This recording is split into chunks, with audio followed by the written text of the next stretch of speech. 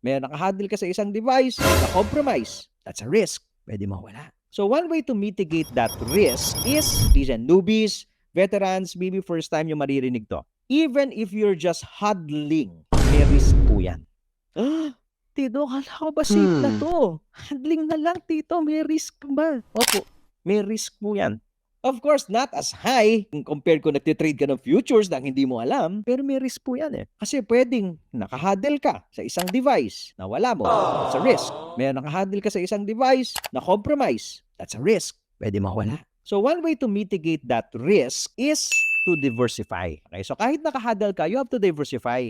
Diversify to these different hardware wallets. Kung nakahandle ka sa exchanges, diversify to these different exchanges para nakaspread yung risk mo. Kasi kapag iniwan mo lang yan sa isa, tapos, eto, perfect example. Yung mga kababayan natin dyan sa US, last cycle, FTX. Kung meron kang account sa FTX at nandun ng crypto asset mo sa FTX kasi nga regulated, sikat na sikat, okay na okay, ikaw tiwalang-tiwala ka, sige, nandyan lahat ng asset mo.